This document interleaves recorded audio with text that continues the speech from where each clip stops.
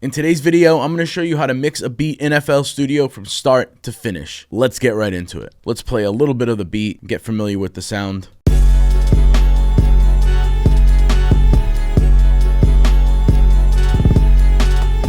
Sounds pretty decent. I've done some leveling in the channel rack. As you can see, just when I throw sounds in there, I just start leveling things out to get a decent idea for where things are going to sit. First things first, let's shoot everything over to the mixer, highlight all of these green. If you want a specific order, I suggest that you order them in the channel rack. So right now I have done that, and you can easily just hold the shift key, scroll your mouse wheel up and down, organize them like that, and we drop them into the mixer holding shift, control, and L. It locks them in from left to right, top to bottom, 1 through 11. Everything comes in named as well. This is a key point in mixing. You have to have everything sent to the mixer. One more thing before we really dive into the mix of this beat. On my master, this is how I start every single session. I do a fruity soft clipper and a fruity limiter. And what this does is just gives me that ceiling to where I'm not clipping. And if I do clip, it gives a little bit of crunch. We do some soft clipping. I use the fruity limiter to just stay at 0. I don't even touch the fruity limiter. I don't boost anything. I soft clip and then I boost the post into the fruity limiter if I need a little bit more loudness. You see it's being clipped right now pretty hard, so I'll pull back on that. That's pretty good right there. I don't want to do too much. All right, now to really dive into this, I'm going to be going to a pair of open back headphones that I just recently got. Brand new pair. Shout out Drop and Grell for sending these over. These are the OAE1 headphones. Great for mixing. I go back and forth a lot in the studio between my monitors and headphones. I like to start out on headphones a lot of times, get things going, and then reference the monitors and then go back to the headphones. So I'm going to be doing that in this process on and off. All right, let's give it a listen, see where we're at. All right, I like to start with the melody. So right here, I have this sample chop that's going on. I'm going to start here, and this has a lot of different elements in it. You can hear the bass in there, has low end. I actually want to keep a lot of that, so I'll go to parametric EQ2 first. I do have an 808, so I'm going to roll off a little bit of lows here. The curve that I'm using is high pass, band 1 type, and I'm going to go to about 65 hertz, just so anything that's under that with an 808 can really shine through as well. If I'm going to be getting a vocalist on here, this is why using, I think, open back headphones is going to be key when you're mixing too, is the ear fatigue, especially when it comes to EQing. The open back headphones are going to really save your ears in the long run. So with that being said, I like to create a little bit of room for the vocalist. Around 1 to 2K, I just dip down a little bit, and then I'd like to make these samples a little bit brighter, so I'm going to give it a boost here. So we create a little bit of room for a vocal, if that's what you're looking for. And then I may touch this and come back to it once I get to the kick drum. Let's turn that 808 on and see the relationship between those two. This is like a spins-ish kind of 808, so there's really not much to do to it. I'm going to make it mono. You could see it has some stereo fields here, but what I like to do is create more space for each instrument. So I like to have the bass, kick, snare pretty much hitting straight up the middle with no stereo properties whatsoever. That way I can have hi-hats and those high frequency instruments really shine through in the stereo field, and you can carve out that space in the middle for the lower end stuff and the drums that want to hit right up the middle. It also in turn saves more room for the vocal. So we're going to mono that. And I'm going to add more stereo properties to the melody. Again, this is another great reason to use headphones for things like this. This is why I go to open back headphones. This is why I've been using these for this stuff specifically. When I listen to this melody and this sample chop right here, I want to spread it a little bit wider in the mix. So I'm going to use this stereo separation knob, and I'll really be able to hear it using these headphones. It really just takes all those properties and kind of accentuates them. And again, mono on the 808, you can hear those are really fighting for space. Again, I'm going to make the kick fully mono just by going to this. And if you don't see these options in your mixer in FL Studio, switch it to the extra large mode and it'll pop right up and you'll be able to see all these. Plus, you get plugin lists here as well.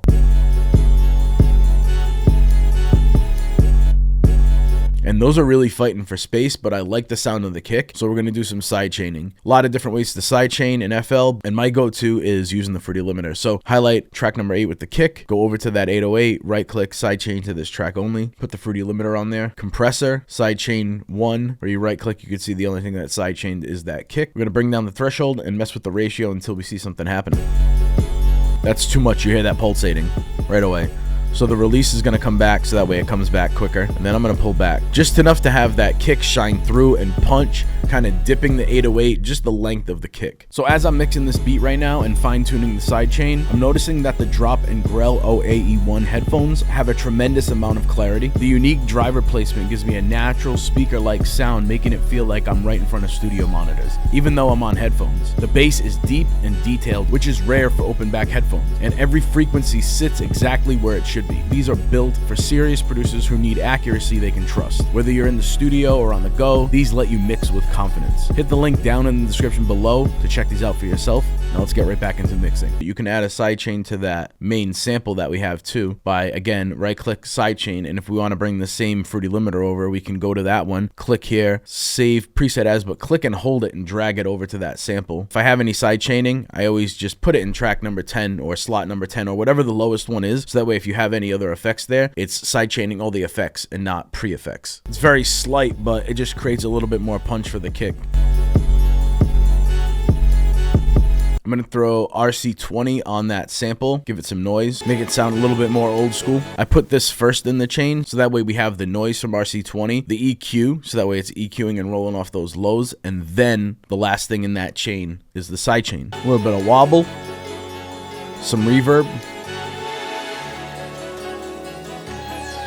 I want to squash this sound a little bit, the sample just a tiny bit. So I'm going to throw a compressor right here. I'm also going to use the fruity limiter on the compressor setting. And then I'm going to bring this attack back so that way it slowly ramps into that compression. Attack is just how fast the compression starts. Release is just how fast it comes back or how slow it comes off of that. Ratio is like how much compression you have, how harsh it is. So it's like 3-to-1, 5-to-1 ratio. And then threshold is how much of that 5-to-1 ratio you're putting on that sample, drum, whatever it is, instrument. The reason why I like using the fruity limiter is I can physically see what's going on and then I can use my ear. Also, it's great to use headphones for this while you're mixing and listening to that compression.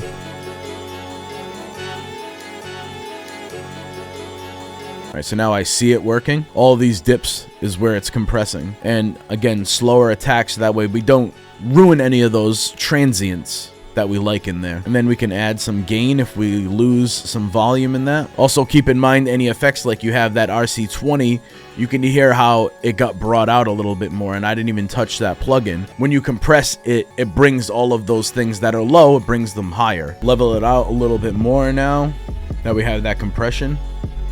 You can physically see that it's staying around the same decibel-ish, but we're not completely squashing it and losing all the dynamic in it. All right, and these drums from Flex, so they're in one kit. So I just want to process them together because it sounds good. I think with a little bit of compression and leveling, it's going to sound great.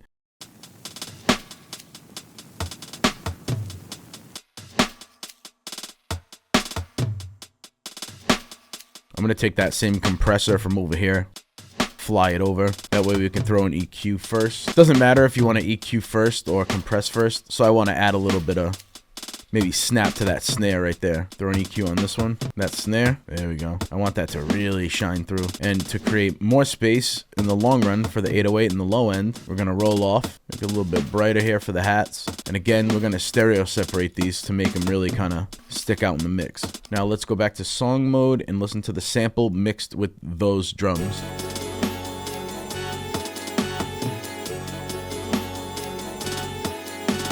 And because they're in the same pattern, this is not typical, by the way, but it's good to show. These snares, I want these snares to be louder, so I'm going to turn them up here. Maybe that compression is too much. Yeah, see? We got to pull back on that compression way too much. There we go. It was completely squashing that snare, and we got to have that snare shining through. We're still doing a little bit of compression on this snare, but pulling way, way back. And again, slower attack. You don't want to kill these transients. You want the snap on that snare. You don't want to lose that. This drum track right here, I want to throw reverb on. You could see, you might have noticed, I have a reverb send off to the side, docked to the right. This is because throwing reverb directly on sounds or vocals or whatever, it can kind of get a little bit muddy, a little bit spacey. So I like to use sends. When you do that, it's any old track, but make sure when you throw it on a send, you have your dry all the way down and wet all the way up. Create your settings however you'd like. And then to send it to that track, simply click it, left click it, and adjust the volume on it.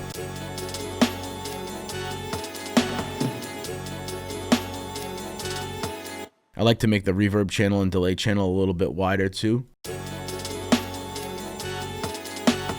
All right, so let's listen to the sample with the kick. No 808 right now. Let's listen to the sample, the drums.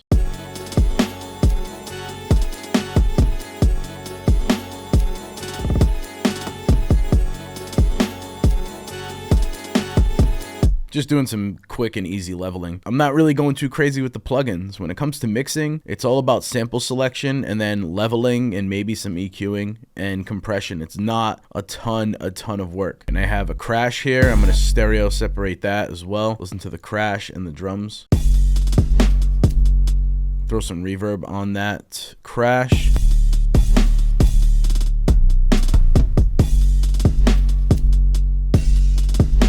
Turn the pitch down on it, and then these right here get cut off, so we're gonna extend that last one, so whenever we get those, they don't sound like they're getting cut off. All right, so now right about now is the time where I take the headphones off. I make sure I turn it down so I don't get any like bleed from the headphones, and I'll listen to it on the monitors at a low level and see if I hear anything here that I want to move around.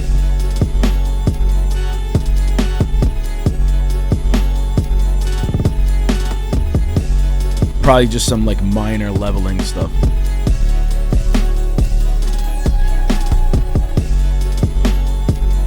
And you can see we have a decent amount of headroom, but the beat still sounds pretty loud. If you want a little bit more loudness, I'm just gonna go to the post on the soft clipper, push it into the limiter.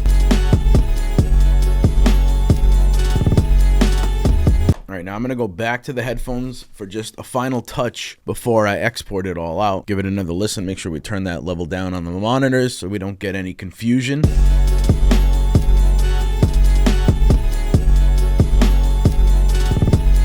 I might want a little bit more brightness out of those hats. They get a little bit lost and sound maybe a slight bit dull. Yeah, that's pretty much it.